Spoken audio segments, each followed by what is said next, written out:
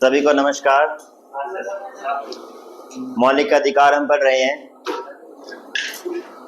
हम बात कर चुके हैं कि मूल अधिकार का उल्लेख भारतीय संविधान के कौन से भाग में है। भाग 3 में अनुच्छेद लिखे पड़े 12 से 35। कल हमने बात की थी कि मौलिक अधिकारों का जो कॉन्सेप्ट है वो किस देश के संविधान से लिया गया है, यूएसए से, है ना। मौलिक अधिकार हमने यूएसए से नहीं लिए हैं। मौलिक अधिकार हमने कुछ खुद ने बनाए हैं, कुछ और देशों से लिए हैं, बट कॉन्सेप्ट हमने जो लिया है वो अमेरिका से लिया है। मौलिक अधिकारों की प्रकृति के बारे में हम पढ़ चुके थे। प्रकृति कैसी है? तो प्रकृति नकारात्मक और सकारात्मक दोनों है, अधिकांश नकारात्मक है। हम आगे बात करेंगे बार बार जब हम मौलिक अधिकार का टॉपिक पूरा करेंगे। मैं आपको सारे अधिकार बता दूंगा कि ये अधिकार नकारात्मक प्रकृति के हैं और ये अधिकार सकारात्मक हैं। फिर हमने बात की थी कि कुल कितने मौलिक अधिकार थे मौलिक संविधान में? 7। कौन कौन से?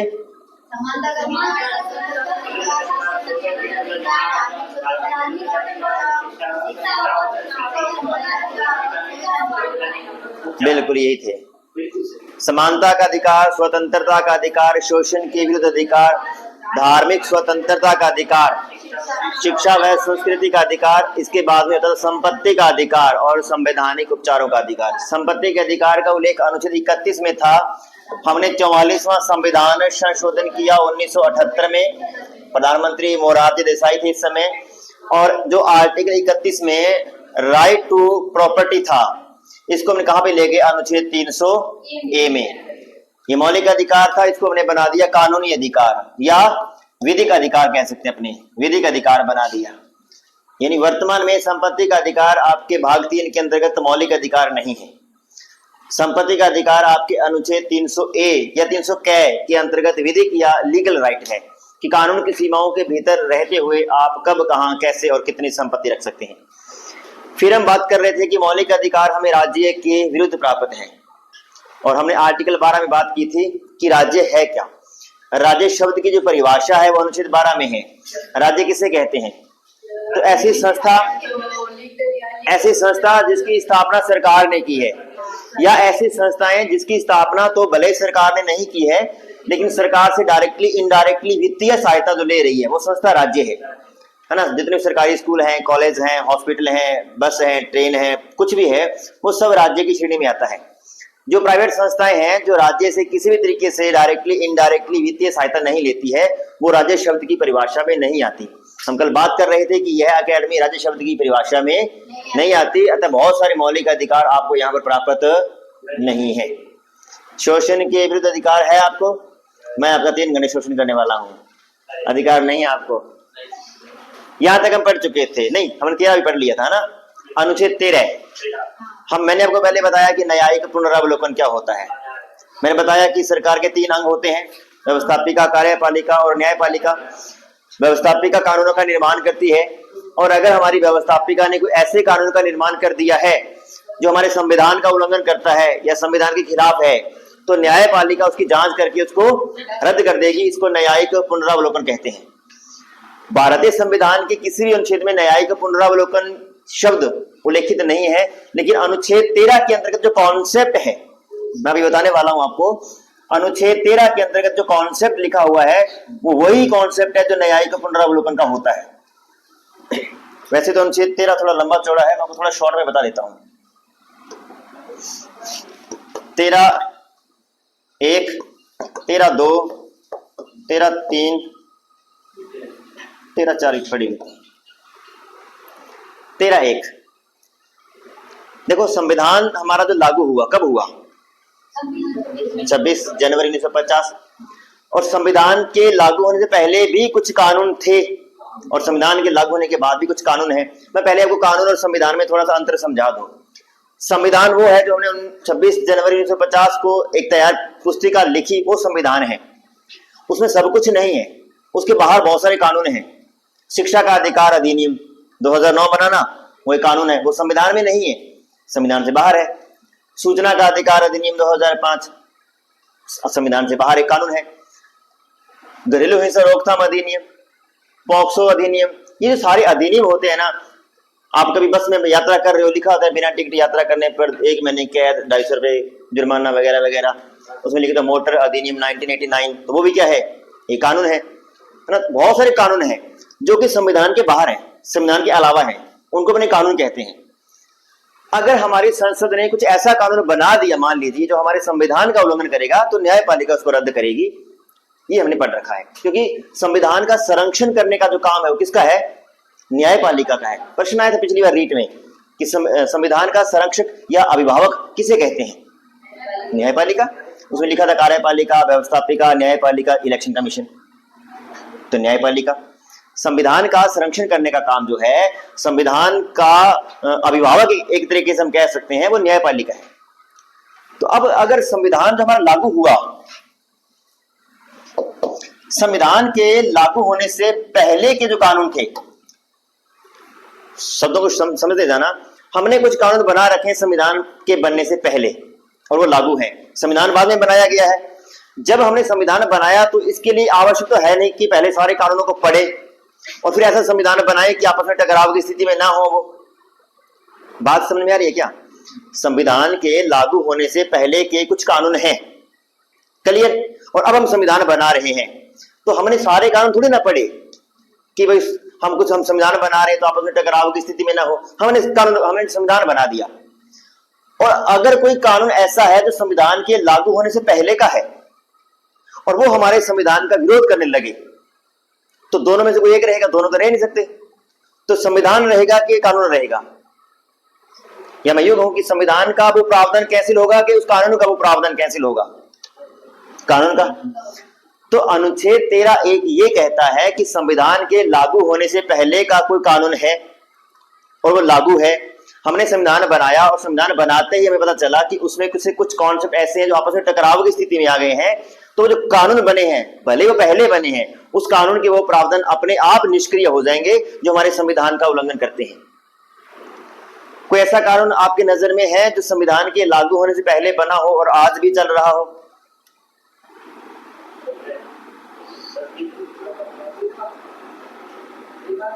नहीं, विवाह के तो सारे कानून 1955 के आसपास बने। हिंदू विवाह अधिनियम 1955 में बना। सती प्रथा तो 1829 में बना था। उसके बाद तो इसको 1986 के आसपास इसको संशोधन कर दिया, इसमें काफी कुछ। शारदा एक्ट जिसको अपने बोलते थे।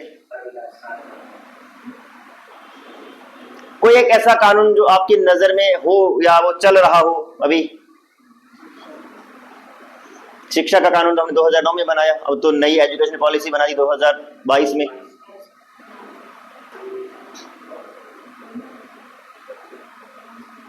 कोई ऐसा कानून नजर में नहीं आ रहा है? मैं बताता हूं आपको कानून। आईपीसी, इंडियन पिनल कोड, भारतीय दंड संहिता। फिल्में देखते हो ना, पुरानी फिल्में देखना आज से 15-20 साल पहले की। उसमें अगर कोई मुजरिम पकड़ा जाता है तो जज बोलता है कि ताज़ीरात हिंद की दफा 302 के तहत 7 साल बामुशक्कत कैद है ना। वो ताज़ीरात हिंद इसी को बोलते हैं, वो उसका उर्दू में नाम है। इंग्लिश में इंडियन पिनल कोड, हिंदी में भारतीय दंड संहिता। और अगर आपको पता हो, अभी पिछले 3 महीने पहले मोदी जी ने सारे कॉन्सेप्ट को चेंज कर दिया, इसका नाम चेंज कर दिया है। भारतीय दंड संहिता को भारतीय न्याय संहिता नाम दे दिया है। अभी कुछ प्रावधान कैंसिल हो गए हैं और कुछ अभी लागू है। ये जो आप धाराएं पढ़ते हैं, 302 कत्ल होता है तो 302 लगती है, कत्ल का इरादा होता है 307 309 लगती है ना। मारने का इरादा होता है तो बच जाता है तो 26 लगती है। पढ़िए ना अपने ये धाराएं। हाँ 420, अभी वो 115 हो गई है। हाँ 315 हो गई है। तो ये कानून है। सुनो, एक अब बना 1860 में। इस कानून में कुछ लिखा हुआ है, हम पूरा थोड़ी पढ़ेंगे, हमें नहीं पता।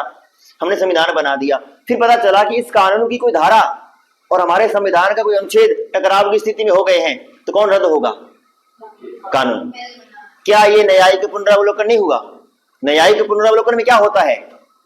यही तो होता है कि वो कानून रद्द हो जाता है जो हमारे संविधान का उल्लंघन करता है। यहां भी सेम हुआ। तो संविधान के लागू होने से पहले को बोलते हैं, यहां पर इस संविधान में कॉन्सेप्ट दिया गया है, इसको बोलते हैं आच्छादन का सिद्धांत। आच्छादन का मतलब क्या होता है? ढक लेना, कवर कर लेना। हम कई बार बोलते हैं कि बादल आच्छादित हो रखे हैं, है ना, बादलों ने ऐसे घेर रखा है, तो आच्छादन। यानी कि अगर मान लो कि कानून है, ये कानून है, और ये हमारे संविधान का उल्लंघन करने लगा, विरोध करने लगा, तो हमारा संविधान इसको ढक लेगा, ये कानून काम ही नहीं करेगा, निष्क्रिय हो जाएगा। और तब तक ढके रखेगा जब तक वो विरोध की स्थिति में है। बाद में मान लो कभी ऐसा हो जाए कि या तो हमारे संविधान में कुछ संशोधन हो जाए या इस कानून में कुछ संशोधन हो जाए, तो फिर दोनों क्या काम करने लग जाएंगे, फिर इसको छोड़ देगा। इसको बोलते हैं आच्छादन का सिद्धांत। ये आर्टिकल 13(1) में आता है और ये संविधान के लागू होने से पहले के कानूनों पे लागू होता है। समझ में आ रहा है? Very good. दूसरा इसमें है पृथक्करण का सिद्धांत 13(2) में। पृथक्करण संविधान के लागू होने के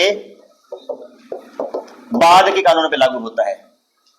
भाई संविधान हमने बना दिया है, चल रहा है, उसके बाद हमने कोई कानून बनाया और वो कानून हमारे संविधान का उल्लंघन करने लगे, तो उसमें पृथक्करण का सिद्धांत काम करता है। कैसे? ये मान लो कानून है, इस कानून की ये बहुत सारी धाराएं हैं। अब इसकी मान लो कि ये 2 धाराएं हमारे संविधान का उल्लंघन करने लगे, तो इन 2 धाराओं को हम क्या कर देंगे? पृथक कर देंगे, बाकी कानून जिंदा रहेगा। यानी इसको क्या बोलेंगे अपने कि वो कानून उल्लंघन की मात्रा तक निष्क्रिय हो जाएगा। वो कानून जितना हमारे संविधान का उल्लंघन करता है उतना क्या हो जाएगा? निष्क्रिय हो जाएगा, बाकी कानून जिंदा रहेगा। इसको बोलते हैं पृथक्करण। अच्छा, ये भी अपने आप को नहीं लग रहा न्यायिक पुनरावलोकन? मैंने यही तो कहा कि भारतीय संविधान के किसी भी अनुच्छेद में न्यायिक पुनरावलोकन शब्द उल्लेखित नहीं है, लेकिन आर्टिकल 13 में जो कॉन्सेप्ट है उसका मतलब न्यायिक पुनरावलोकन है, लिखा कहीं नहीं है। अब 13(1) संविधान के लागू होने से पहले के कानूनों पर और 13(2) संविधान के लागू होने के बाद के कानूनों पर लागू होता है, और दोनों स्थितियों में वो कानून रद्द हो जाता है जो हमारे संविधान का उल्लंघन करता है। क्लियर? इसको बोलते हैं आच्छादन का सिद्धांत और पृथक्करण का सिद्धांत। इतनी बात क्लियर? अब 13(3) कहता है कि कानून का मतलब क्या है। मैं बार बार आपको शब्द बोल रहा हूं, कानून, वो कानून जो हमारे संविधान का उल्लंघन करता है। इस कानून में क्या क्या रखोगे आप? कानून में क्या क्या आ सकता है? क्या कानून में केवल और केवल संसद द्वारा बनाया गया कानून है कि इसके अलावा भी कुछ चीजें हैं? कानून मतलब यानी कि मैं आपको बता रहा हूं कि 13(3) में विधि शब्द की परिभाषा है कि विधि में क्या क्या आता है। तो सरकार का कोई भी आदेश, अध्यादेश, परिपत्र, अधिसूचना, नियम, उपनियम, इनमें से कोई भी सरकार का कोई रूल्स, रेगुलेशन, कोई एक्ट, कोई ऑर्डर, कोई ऑर्डिनेंस, कोई लॉज, कोई बाई लॉज, कुछ भी है, अगर वो हमारे संविधान का उल्लंघन करता है तो निष्क्रिय हो जाएगा। आपकी भर्ती का जो नोटिफिकेशन आता है ना, विज्ञप्ति, वो भी कानून है, वो भी अगर हमारे संविधान का उल्लंघन करता है वो भी रद्द हो जाएगा। राष्ट्रपति ने ऑर्डिनेंस जारी किया है, वो भी कानून है। संसद ने कानून बनाया है, वो भी कानून है। प्रधानमंत्री ने कोई आदेश जारी कर दिया है, वो भी कानून है। सरकार का कोई उपनियम है, वो भी कानून है। सरकार का कोई भी rules, regulation, notification, order, ordinance, act, laws, bylaws, कुछ भी, वो सब कानून शब्द की परिभाषा में आते हैं। उनमें से कोई भी अगर आपके संविधान का उल्लंघन करता है तो निष्क्रिय हो जाएगा। तो 13(1) में आच्छादन का सिद्धांत है, 13(2) में पृथक्करण का सिद्धांत है, 13(3) में विधि शब्द की परिभाषा है। 13(4) आपके काम का नहीं है। ये कहता है कि आर्टिकल 13 और आर्टिकल 368 का आपस में डायरेक्टली कोई संबंध नहीं है। ये आपके लेवल की बात नहीं, इसको छोड़ दो, ये बड़ा मुद्दा है। क्लियर? तो आपको ये 3 याद रखने हैं, याद रह जाएंगे? ठीक है।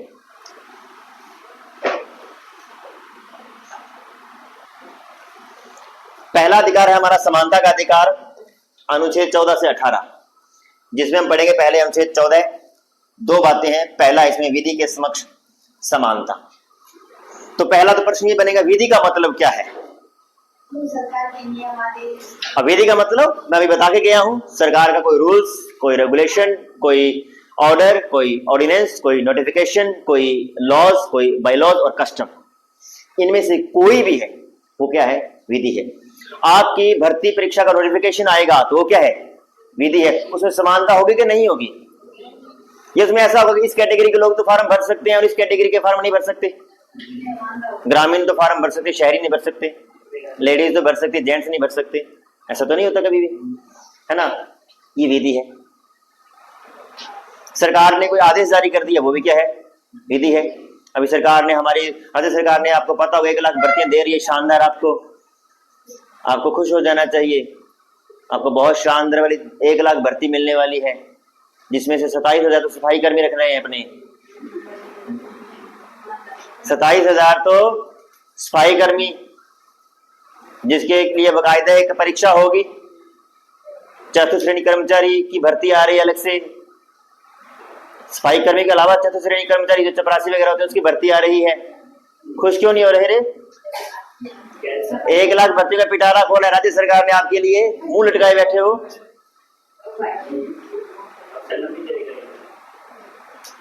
इन रेस के घोड़े नहीं हो आप।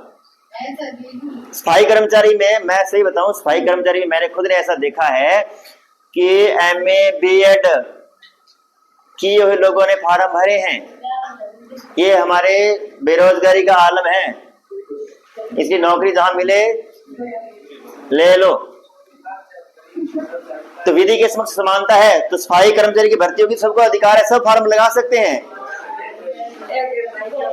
अभी पशु परिचर की भर्ती आई हुई है ना, तो पशु परिचर कौन सा गजेटेड ऑफिसर होता है? घर घर जाके पशुओं को, उनके खुर पका और मुंह पका होता है, चेक करने, इंजेक्शन देने, वही काम है चतुर्थ श्रेणी कर्मचारी वाला।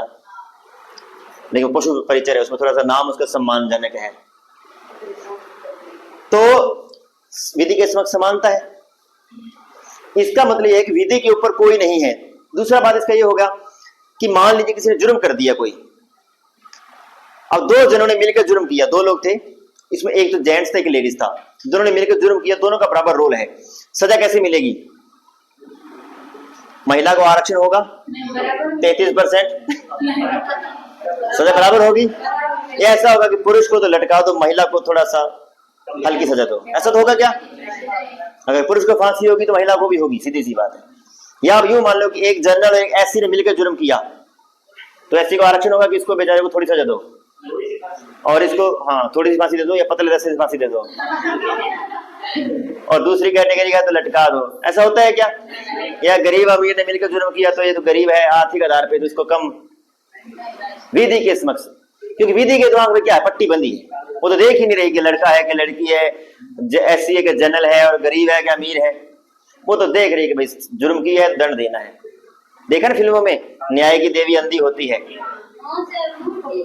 बहरी नहीं होती, अंधी होती है, सुनती है, देखती नहीं है।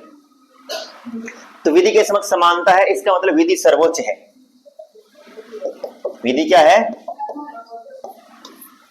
मैं जुर्म करूं या कोई बड़ा नेता जुर्म करे, सजा बराबर होगी कि नहीं होगी? बराबर होगी। तो विधि के समक्ष क्या है?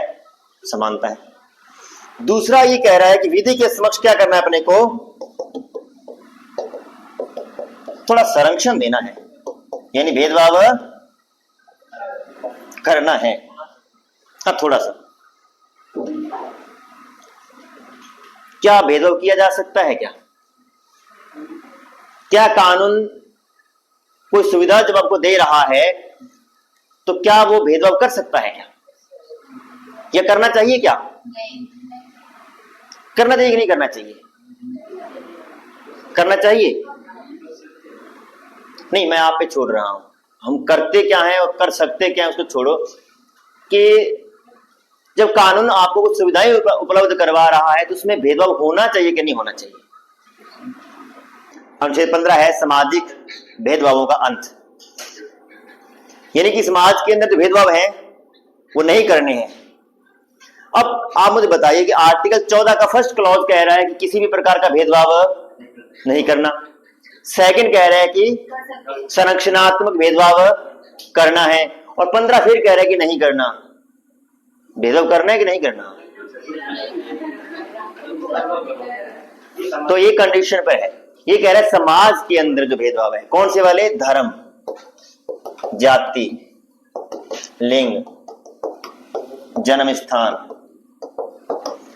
और मूल वंश, religion, caste, sex, place of birth और रेस के बेस पे समाज में जो भेदभाव वो नहीं करने। धर्म के आधार पे होते हैं ना, होता है ना धर्म के आधार पे भेदभाव।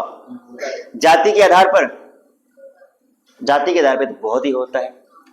लिंग यानी कि महिला पुरुष के आधार पर, जन्म स्थान, मान लो कि पाकिस्तान में कोई बंदा जन्मा भारत में आके भारत का नागरिक बन जाए, फिर भी उसके साथ भेदभाव होगा, तो ये नहीं करना। और मूल वंश कि वंश कहाँ का है, जैसे सिंधी लोग यहाँ पे रहते हैं, वो सिंधी मूल कहाँ के हैं, सिंध प्रांत के हैं, तो वो भारतीय हैं भाई, वो मूल वंश चाहे कहीं का भी है, वो भारतीय है। तो इस बेस पे कोई भी भेदभाव हमें नहीं करना है। मैंने आपको ये कहा था कि मौलिक अधिकार हमें किसके विरुद्ध प्राप्त है, राज्य की। लेकिन ये जो मौलिक अधिकार है वो राज्य में लागू नहीं है, कहां पे लागू है। मैंने आपको कल ये कहा था कि इस एकेडमी में आप एडमिशन लेने आए, हमने कहा नहीं देंगे एडमिशन, तो अब क्या करोगे, घर चले जाओगे। मैंने कहा कि हम आपको एडमिशन इसलिए नहीं देंगे कि आप इस जाति के हो, अब आप घर नहीं जाओगे, अब आप कोर्ट जाएंगे, क्योंकि मैंने समाज के अंदर क्या कर दिया, भेदभाव कर दिया। तो इस बेस पे हम भेदभाव नहीं कर सकते। तो राज्य के था और ये समाज के लिए, और समाज में सब चीज आती है, समाज में हर चीज आती है। बस में बैठे हैं और आपने किसी सवारी को बोला कि मैं तेरे को नहीं बिठाऊंगा, बिठाऊंगी तो कि फलां जाति का है, फलां धर्म का है, तो आपने क्या कर दिया, एक भेदभाव कर लिया, सामाजिक भेदभाव। वो बंदा बस से उतर के सीधा कोर्ट जाएगा और आप बस स्टैंड से उतर के सीधे कोर्ट जाओगे। तो धर्म, जाति, लिंग, जन्मस्थान और मूल वंश, 5 शब्द है यहाँ पर। इस बेस पर किसी प्रकार का कोई भी भेदभाव नहीं किया जाएगा। प्रश्न आया अभी पिछले 2023 में पेपर हुआ था, एक पेपर में याद नहीं आ रहा, शायद कांस्टेबल का था शायद। अनुच्छेद 15 में निम्न में से किस आधार पर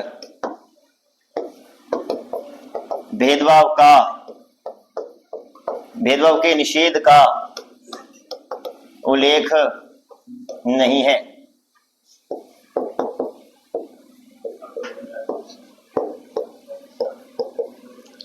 रुको, मूल वंश नहीं लिखा था वहां पे, रुको, नस्ल, भाषा, जाति,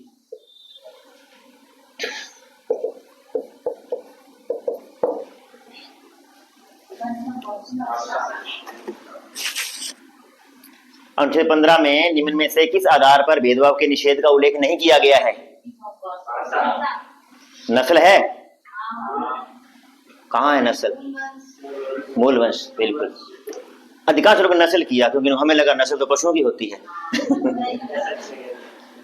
है ना। हाँ, नस्ल तो पशुओं की होती है, इसको बोलते हैं इंग्लिश में रेस, RACE, रेस। तो इंग्लिश में देख लेना, भाषा का उल्लेख नहीं है। धर्म, जाति, लिंग, जन्मस्थान और मूल वंश, 5 ही फैक्ट है इसमें। इसके आधार पर भेदभाव नहीं किया जाएगा। इसके आधार पर भी करना तो नहीं है, हालांकि लेकिन लिखा नहीं गया है, लिखा नहीं गया भाषा। तो हाँ, 5 ही, धर्म, जाति, लिंग, जन्मस्थान और मूल वंश। Religion, caste, sex, place of birth and race के बेस पे किसी प्रकार का सामाजिक भेदभाव नहीं करना है।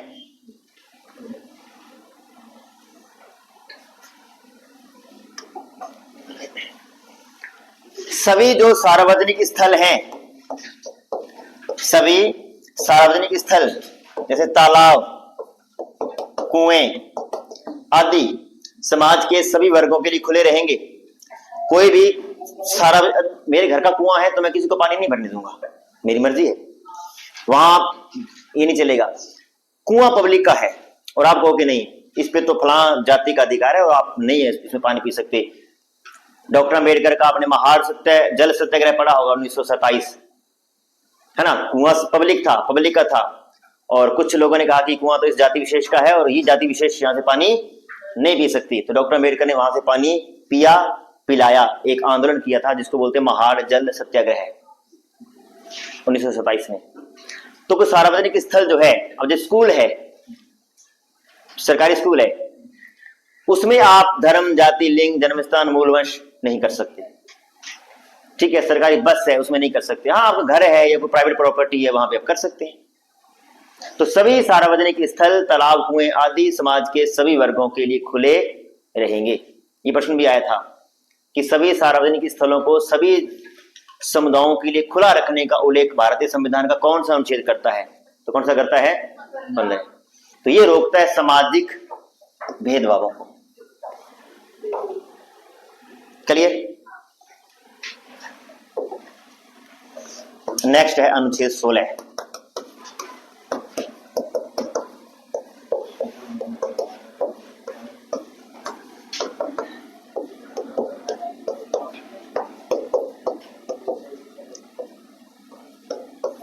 लोक नियोजन में अवसर की समानता। लोक नियोजन मतलब पब्लिक प्लानिंग। सरकार की कुछ प्लानिंग है तो उसमें अवसर की समानता रहेगी। अभी प्रश्न आएगा कि अवसर की समानता उल्लेखित है, कहां कहां उल्लेखित है अवसर की समानता भारतीय संविधान में? अवसर की समानता मौलिक अधिकारों के अलावा और कहीं उल्लेखित है क्या? ये प्रश्न आया हुआ है। हालांकि अभी ऐसा प्रश्न सिर्फ एक ही बार आया हुआ है कि अवसर की समानता उल्लेखित है प्रस्तावना और मूल अधिकार, मूल अधिकार और नीति निर्देशक तत्व, नीति निर्देशक तत्व और मूल कर्तव्य। इस तरीके से प्रस्तावना और मूल कर्तव्य, इस तरीके से प्रश्न आएगा। तो प्रस्तावना और मौलिक अधिकार एक ही बात है, इक्वालिटी। प्रतिष्ठा और अवसर की समानता, हाँ सेम है। तो अवसर की ऐसे प्रश्न आएंगे कि ये जो शब्द है ये भारतीय संविधान में कहां कहां उल्लेखित है। तो अगर ऐसा प्रश्न आता है ना कि कहां कहां उल्लेखित है, उसमें एक तो प्रस्तावना होगी 90%, ये श्योर है। एक आपको देखना है कि मौलिक अधिकार है कि नीति निर्देशक तत्व है कि मूल कर्तव्य है। तो अवसर की समानता ये भी कहते हैं किस आधार पर भेदभाव नहीं कर सकते? धर्म, जाति, लिंग, जन्म स्थान, मूल वंश, उद्भव स्थान और निवास स्थान। दो इसमें और शब्द जुड़ जाएंगे। यहाँ पे 7 कैटेगरीज हैं। धर्म, जाति, लिंग, जन्म स्थान, मूल वंश, उद्भव स्थान और निवास स्थान के आधार पर आप किसी व्यक्ति के साथ अवसर की समानता को लेकर भेदभाव नहीं कर सकते। सरकार की प्लानिंग है सब तक पहुंचाई जाएगी। अभी भर्ती आएगी मान लीजिए आपकी, तो उसमें कौन बैठ सकता है, कौन सी जाति, कौन सा धर्म, कौन सा महिला पुरुष, सभी बैठ सकते हैं ना। ये अवसर की समानता होगी। लेकिन अनुच्छेद 16(3) जो है ना, वो कहता है कि कुछ ऐसे मुद्दे हो सकते हैं जिसमें निवास स्थान को लेकर अवसर की समानता को, निवास स्थान, निवास स्थान के आधार पर राज्य चाहे तो भेदभाव कर सकता है। बात समझ में आ रही है? मान लीजिए कि हमारी राज्य सरकार ने कोई भर्ती निकाली, ये कहा कि हमें 3000 पटवारी रखने हैं, 3000 पटवारी की भर्ती निकाल दी। अब इस 3000 में केवल राजस्थान के लोग फॉर्म भरते हैं कि कोई भी भर सकता है? हरियाणा पंजाब के लोग फॉर्म भर सकते हैं ना, यूपी एमपी के लोग फॉर्म भर सकते हैं। काम कहां पर करेंगे वो? राजस्थान में। सैलरी कहां से लेंगे? राजस्थान में। जबकि राजस्थान की जो संसाधन है उसमें पहला अधिकार तो हमारा है राजस्थानियों का, उसके बाद किसी दूसरे राज्य का होगा। एक कॉन्सेप्ट है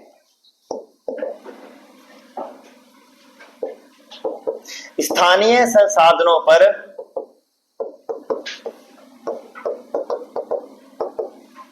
स्थानीय लोगों का अधिकार।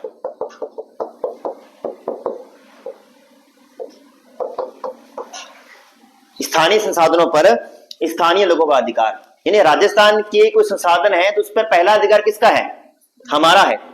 तो हमारी राज्य सरकार ऐसा कॉन्सेप्ट ला सकती है कि 3000 पटवारी रखने हैं तो केवल और केवल राजस्थान के लोग ही फॉर्म भरेंगे, हरियाणा पंजाब के लोगों को फॉर्म भरने से रोक सकती है। तो क्या उनकी अवसर की समानता पर रोक नहीं लगी? क्या लगी ना, कर सकते हैं। किस बेस पर? निवास। वो कहेंगे कि राजस्थान के मूल निवासी ही केवल और केवल इस भर्ती प्रक्रिया में आवेदन कर सकते हैं, ऐसा हम कर सकते हैं। तो ये भेदभाव हो गया, यानी हमने अवसर की समानता पे रोक लगा दी, लेकिन उसके लिए कंडीशन है, क्योंकि आर्टिकल 16(3) राज्य सरकार को पावर देता है कि आप ऐसा कर सकते हैं। आप कभी भी देख लेना, किसी भी पर्यटक स्थल के लिए जब कोई भर्ती निकलती है गाइड की, तो वहां पे लिखा होता है कि पहली प्राथमिकता वहां की स्थानीय निवासियों की है।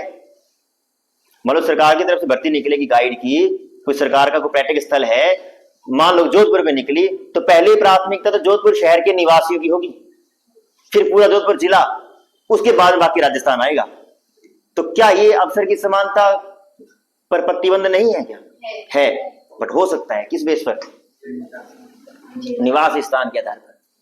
राज्य चाहे तो, सरकार चाहे तो निवास स्थान के आधार पर अवसर की समानता पर रोक लगा सकती है। प्रश्न आएगा किस आधार पर अवसर की समानता पर रोक लगाई जा सकती है? धर्म, जाति, लिंग, जन्म स्थान, निवास स्थान, इस तरीके से। तो एक ही आधार है, निवास स्थान। क्लियर? बोर तो नहीं हो रहे? नहीं, और बढ़े आगे? ठीक है।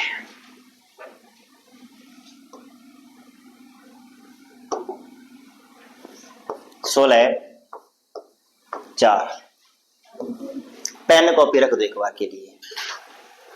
ये कॉन्सेप्ट अगर आपने समझ लिया तो आप भारतीय संविधान में बहुत कुछ अपनी समझ विकसित कर जाएंगे, मुझे ऐसा लगता है, और बहुत कुछ आरक्षण पर आपकी समझ विकसित हो जाएगी। 16(4) ये कहता है कि अगर कोई ऐसा वर्ग है जिसका सरकारी नौकरियों में पर्याप्त प्रतिनिधित्व नहीं है, तो राज्य उसके लिए क्या व्यवस्था कर सकता है? आरक्षण की। पर्याप्त प्रतिनिधित्व समझ के मतलब इसका भाई जनसंख्या के अकॉर्डिंग जितना परसेंटेज जनसंख्या में उतना परसेंटेज उनको नौकरी में भी होना चाहिए।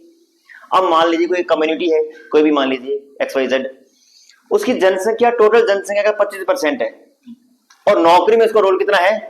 2% है। तो क्या जनसंख्या में क्या उसका सरकारी नौकरियों में पर्याप्त प्रतिनिधित्व है क्या? नहीं।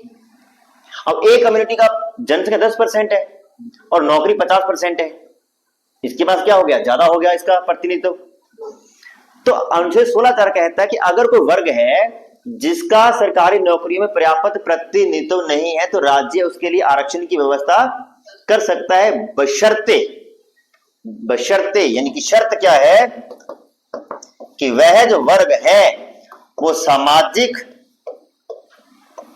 और शैक्षणिक रूप से पिछड़ा होना चाहिए।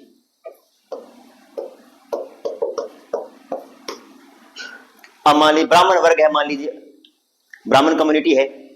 अब ब्राह्मण कम्युनिटी की मान लीजिए जनसंख्या 10% है और नौकरी 50% है, या उल्टा कर दें, एक बार हम उल्टा समझ लेते हैं। ब्राह्मण कम्युनिटी की जनसंख्या 25% है, नौकरी 2% है। तो आप मुझे बताइए क्या उसका सरकारी नौकरियों में पर्याप्त प्रतिनिधित्व है? क्या उसको आरक्षण मिलेगा? नहीं मिलेगा। क्यों? कि क्या वो सामाजिक रूप से पिछड़ा हुआ है, समाज का छोटी जात है? क्या वो शैक्षणिक रूप से पिछड़ा हुआ है? क्या उसको पढ़ने के लिए उचित अनुकूल वातावरण नहीं मिला? क्या दोनों है? इसका मतलब इस वर्ग को आरक्षण नहीं मिलेगा। इसका मतलब किसको मिलेगा? ऐसा वर्ग जो सामाजिक रूप से छोटा माना गया है।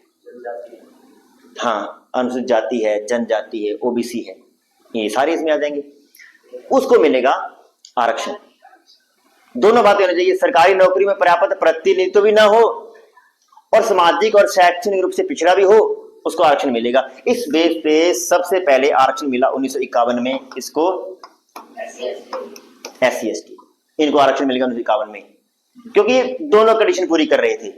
एक तो सरकारी नौकरियों में इनका पर्याप्त प्रतिनिधित्व भी नहीं था, ऊपर से ये सामाजिक और शैक्षणिक रूप से पिछड़े भी थे, तो राज्य ने इसको आरक्षण दे दिया 1951 में। अब 1953 में नेहरू जी प्रधानमंत्री हैं, उन्होंने कहा कि अगर देखा जाए तो OBC भी पिछड़े हुए हैं। OBC वाले, मुझे लगता है कि सबसे ज्यादा प्रताड़ित OBC है। मैं खुद OBC का हूं, मुझे पता है कि ना तो फीस में छूट, ना नंबरों में छूट, ना उम्र में छूट, और इतनी भीड़। और जनरल का और OBC का कोई मेरिट का फर्क भी नहीं रहता। ऊपर से वो लोग हमें ताना भी देते हैं कि तुम लोग आरक्षण लेते हो। हम आरक्षण ले भी नहीं रहे हैं, मतलब ले रहे हम, मिल नहीं रहा हमें। हम ले तो रहे हैं आरक्षण, बट मिल ही नहीं रहा ना आरक्षण। अब किसी भी भर्ती परीक्षा का परिणाम उठा के देख लो, मुझे ओबीसी और जनरल में फर्क बता देना कि यहाँ भाई देखो लंबा चौड़ा फर्क पड़ा है। क्योंकि ओबीसी को जितना आरक्षण है, जनसंख्या उसकी तिगनी है, तो मतलब भी नहीं आरक्षण का, सारा कंपटीशन भी ओबीसी में है। तो नेहरू जी ने कहा कि ओबीसी वालों को भी आरक्षण दे दो यार, इनका अध्ययन कर लो, देख लो कितना आरक्षण देना है। तो 1953 में एक आयोग बनाया जिसका नाम था काका कालेलकर आयोग।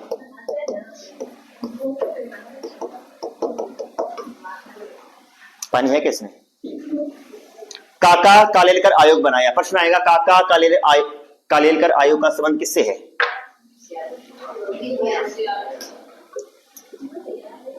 किससे है? ओबीसी के आरक्षण को लेकर। इसने अध्ययन किया ओबीसी का कि ओबीसी में कौन कौन रखना चाहिए और उनको आरक्षण कितना मिलना चाहिए और कब मिलना चाहिए और कितने समय तक मिलना चाहिए।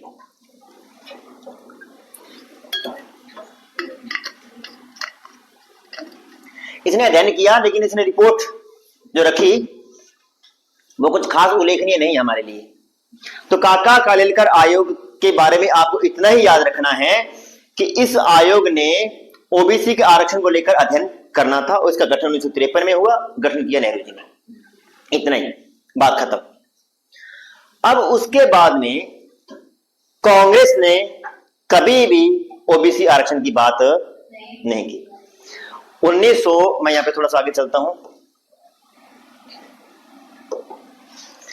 1947 से लेकर 1964 तक प्रधानमंत्री कौन है हमारे? नेहरू जी हैं। आपको पता होगा 64 में नेहरू जी का निधन हो गया था। तो 64 में प्रधानमंत्री कौन बने थे? कौन बने थे?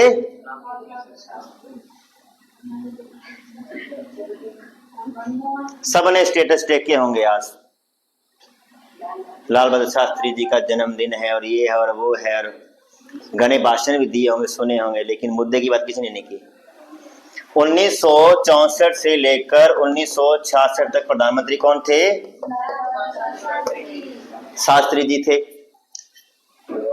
आपको पता होगा 1965 में भारत पाक युद्ध हुआ था और 1966 में शास्त्री जी ताशकंद गए, उज्बेकिस्तान। एक ताशकंद समझौता हुआ था और शास्त्री जी वहीं रह गए। वहां से फिर उनकी डेड बॉडी ही आई। पता नहीं उनका निधन कैसे हुआ, संदिग्ध परिस्थितियों में, नेचुरल मौत थी के षड्यंत्र था, हम इसके बारे में कुछ नहीं कह सकते। एक फिल्म है ताशकंद फाइल्स, देख लेना। देखिए क्या? अच्छा लिख लो ताशकंद फाइल्स देखनी पड़ेगी। ताशकंद फाइल्स फिल्में लिखते जाओ, आपको नोट्स पढ़ने से ज्यादा फिल्में देखनी है। ऐसा माहौल मिले। इसके ना ये जो पॉलिसी का लगी है, वो हम पता है कुछ दिखाएंगे मम्मी को, बात फिर हम देखेंगे। वैसे तो डांटते हैं फिल्म में पढ़ाई करो, हम बोले किसी ने बोला हम तो देखें। इसकी तो अलग चीज बना हुई है, तो हम दिखा पाएंगे। हाँ आप बोल देना, मैंने बोला। तो शास्त्री जी का निधन हो गया 66 में। फिर प्रधानमंत्री बने क्या? कौन बने? 1966 से 77 बताया था ना मैंने। और इंदिरा के बाद में प्रधानमंत्री बने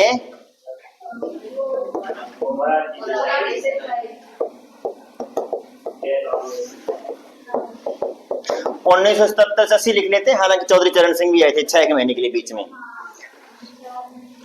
1980 से लेकर और 1984 तक पुनः कौन बना? इंदिरा। और फिर 84 से 89 तक कौन बना? राजीव गांधी।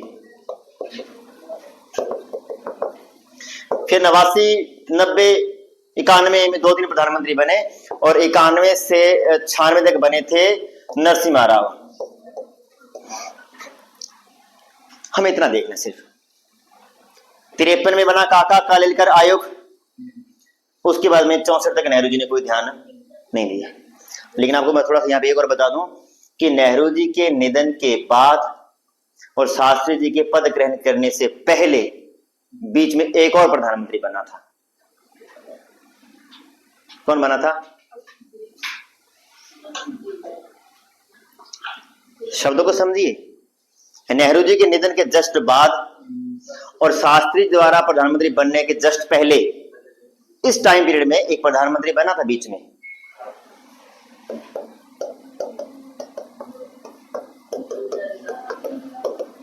गुलजारी लाल नंदा, कार्यवाहक प्रधानमंत्री, एक्टिंग प्राइम मिनिस्टर, जो कि होता नहीं है। संविधान में कहीं भी कार्यवाहक प्रधानमंत्री नहीं है, लेकिन हमने बना दिया। कांग्रेस का राज था, अकेली कांग्रेस थी और कोई पार्टी थी नहीं। ले दे के दूसरे नंबर पे पार्टी कौन सी थी उस समय? कम्युनिस्ट पार्टी, छोटी मोटी पार्टियां थी, कोई बोलने वाला नहीं था। और जहां कोई बोलने वाला नहीं होता वहां पर वन मैन आर्मी होता है।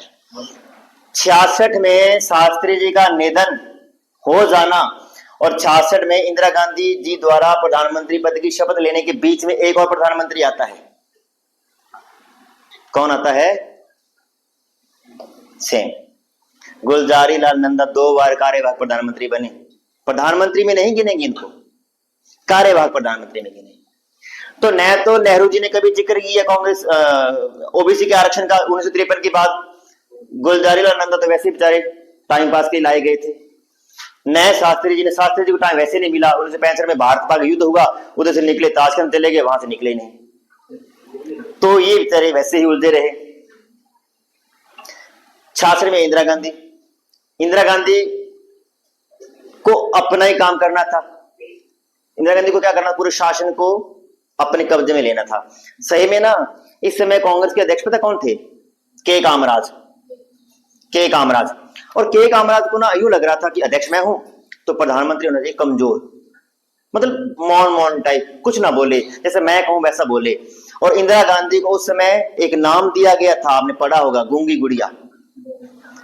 के कामराज ने कहा कि गूंगी गुड़िया है, मैं जैसे कहूंगा वैसे बोलेगी। गुड़िया गूंगी नहीं थी भाई। गुड़िया गूंगी नहीं थी, उसने के कामराज को गूंगा कर दिया।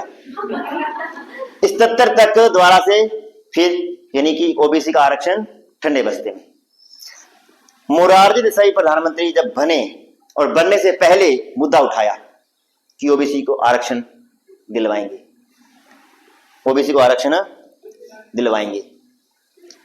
और ओबीसी को आरक्षण दिलवाने के लिए अध्ययन करवाएंगे, बशर्ते कि हमारी सरकार बननी चाहिए। सरकार बनी। 1979 में एक आयोग बना जिसको बोलते हैं मंडल आयोग। भारतीय संवैधानिक इतिहास का बहुत बड़ा मुद्दा, मंडल आयोग। इस समय 3M काम कर रहे थे। मंडल, मंदिर, मार्केट। उधर राम मंदिर वाला मुद्दा चल रहा था, इधर मंडल कमीशन ने ओबीसी आरक्षण की बात कर दी। एक मार्केट, इस समय हमारी अर्थव्यवस्था चरमरा रही थी। 3M, मंडल, मार्केट और मंदिर। मंडल आयोग का गठन किया 1979 में, जैसा कि उन्होंने वादा किया था वैसे ही। लेकिन जब तक मंडल आयोग जांच करके रिपोर्ट लेके आया, तब तक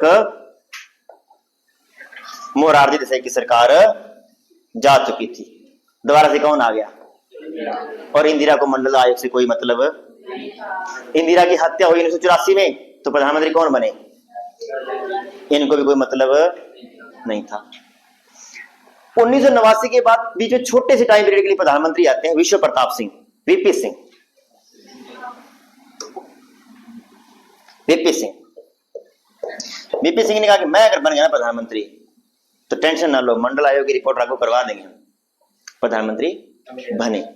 1989 में विश्व प्रताप सिंह की सरकार ने मंडल आयोग की रिपोर्ट को लागू करवा दिया और मंडल आयोग ने कहा था कि आरक्षण कितना मिलेगा ओबीसी को?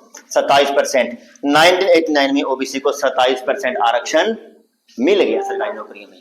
पहली बार ओबीसी को आरक्षण का मिला 1989 में।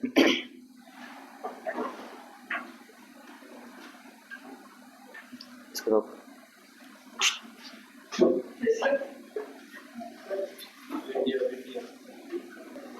1989 में ओबीसी को पहली बार आरक्षण मिल गया। कितना? 27%। आप इस समय का ना एक काम करना, यूट्यूब पे जाना और यूट्यूब पे आप लिखना मंडल आयोग की रिपोर्ट का लागू होना और जनरल वर्ग का विरोध करना। जनरल वर्ग के विद्यार्थियों ने खुद को आग लगा ली कि मंडल आयोग की रिपोर्ट गलत लागू हुई है। बहुत सारे लोग मारे गए, बहुत सारे युवक मारे गए, विरोध किया, कॉलेज नहीं गए, धरने प्रदर्शन किए। आप उस समय की राजनीति को समझना।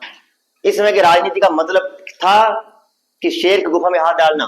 उधर तो मंदिर वाला काम चल रहा है, जोरों शोरों से विरोध हो रहा है, धरने प्रदर्शन। ये आपने देखा होगा हमारे यशस्वी प्रधानमंत्री नरेंद्र मोदी जी की आडवाणी के साथ रथ यात्रा अयोध्या वाली, यूट्यूब पे देखना आप, उसमें काली दाढ़ी थी इनकी। तो 1989 में आरक्षण मिला। जनरल वर्ग के विद्यार्थियों ने आत्मदाह की धमकियां दी, कुछ ने किए भी, ऐसे कुछ मतलब ऐसे मुद्दे हुए।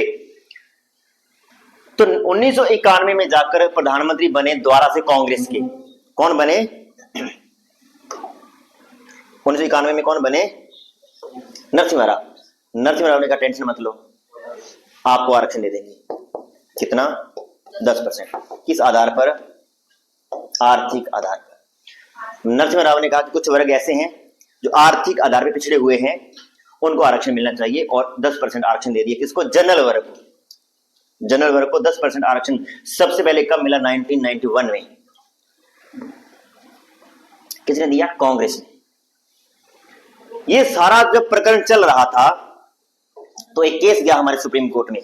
उस केस का नाम था इंदिरा साहनी बनाम भारत संघ। निर्णय आया 1992 में, और सुप्रीम कोर्ट को बोला कि चल क्या रहा है देश में, आरक्षण पे आरक्षण दिया जा रहा है, ये देश में क्या हो रहा है। तो इंदिरा साहनी वाले केस में सुप्रीम कोर्ट ने डिसीजन दिया कि सुनो, अब मेरे को ये बताओ कि कम से कम कितने न्यायाधीश होंगे इस केस में? 5, क्योंकि संवैधानिक मुद्दों पे निर्णय देना है। तो सुप्रीम कोर्ट ने कहा कि भाई जो ओबीसी को आरक्षण दिया गया है वो तो है संवैधानिक, वो तो है सही, वो तो लागू रहेगा। क्यों? क्योंकि ओबीसी को आरक्षण किस बेस पे मिला? सामाजिक और शैक्षणिक पिछड़ापन, और ये शर्तें पूरी कर रहा है। लेकिन सुप्रीम कोर्ट ने कहा कि जनरल वर्ग को जो आरक्षण दिया वो तो गलत है, आर्थिक पिछड़ापन के आधार पे आरक्षण दे रहे हैं। संविधान क्या ही नहीं रहा। संविधान कहता है क्या? देखो संविधान में क्या कहा गया, हमने पढ़ा अभी कि आरक्षण किस बेस पे मिलेगा? सामाजिक और शैक्षणिक पिछड़ापन। आर्थिक पिछड़ापन शब्द ही उल्लेखित नहीं हमारे संविधान में, तो आरक्षण किस बेस पे मिलेगा? मिलेगा नहीं। तो सुप्रीम कोर्ट ने कहा कि जनरल वर्ग का जो आरक्षण है वो क्या है? अनकॉन्स्टिट्यूशनल है, वो नहीं मिलेगा। तीसरा कहा कि आरक्षण आप दो, कोई दिक्कत नहीं है, लेकिन आरक्षण 50% से ज्यादा नहीं होना चाहिए। हाईएस्ट जो आरक्षण होगा वो कितना होगा? 50%।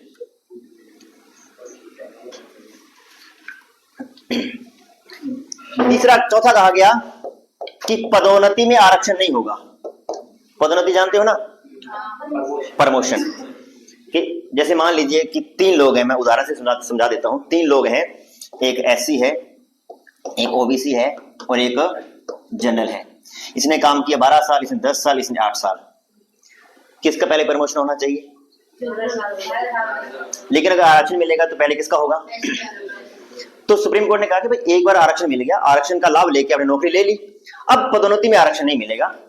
हालांकि अभी है, इस 77वां संविधान संशोधन के बाद हमारी यही कांग्रेस सरकार ने ये कॉन्सेप्ट कर दिया था कि पदोन्नति में भी आरक्षण होगा।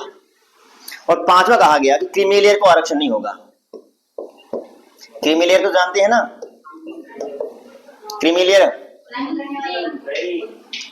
क्रीमिलियर, क्रीम, समाज की क्रीम। दो चीज होती है, समाज की खल और समाज की क्रीम।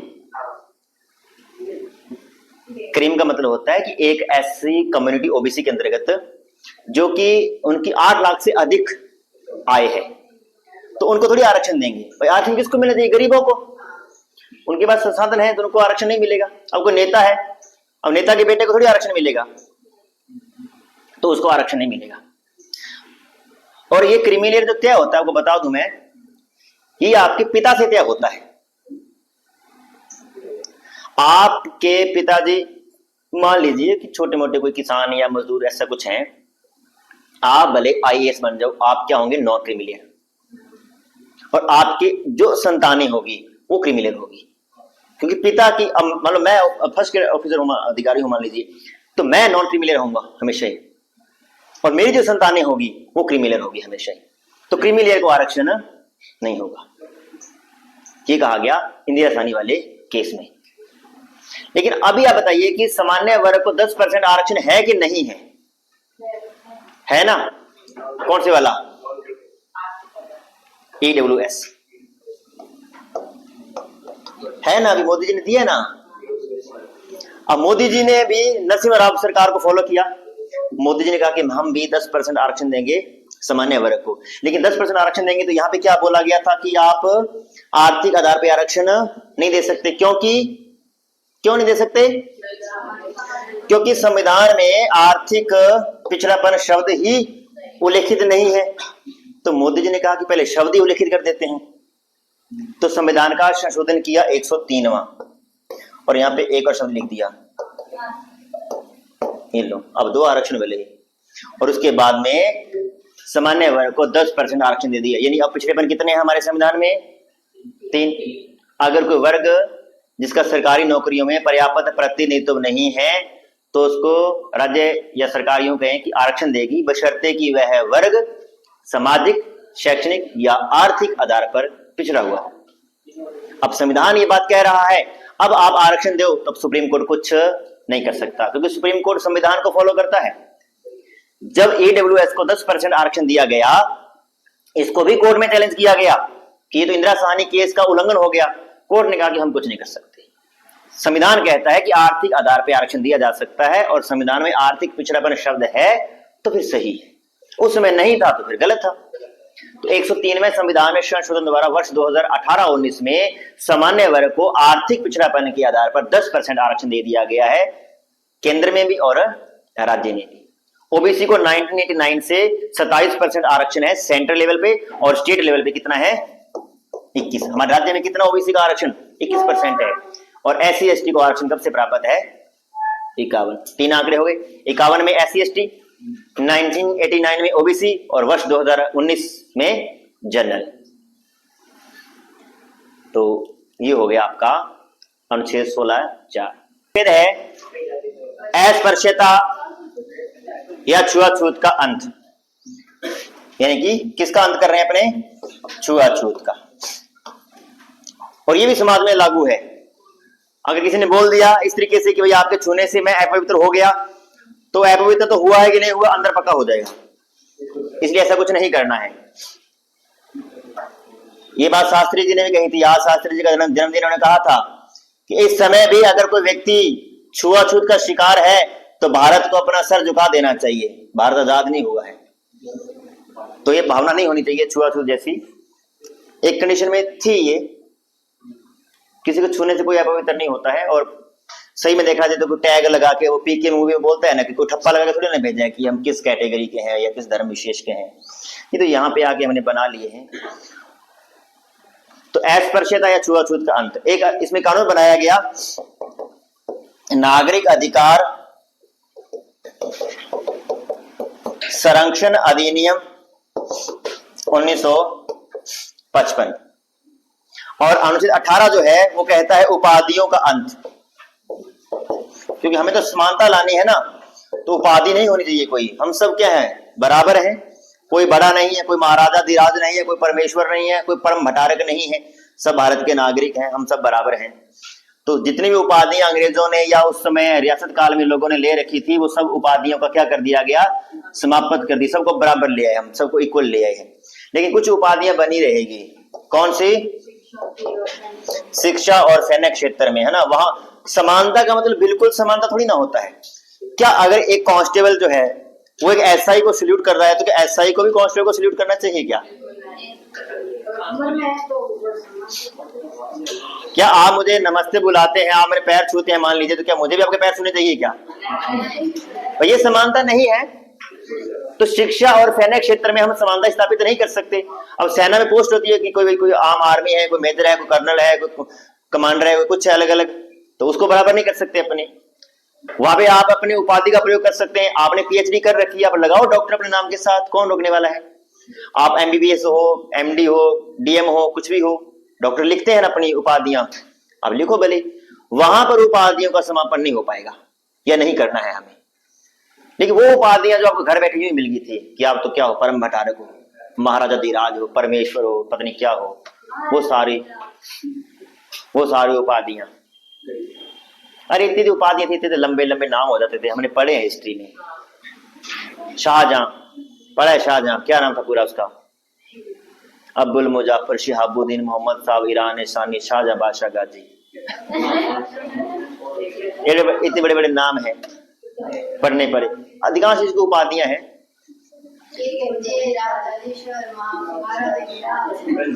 वही तो कह रहा हूं। तो उपाधियों का अंत कर दिया गया, सबको क्या कर दिया गया, बराबर कर दिया गया। अब बात ये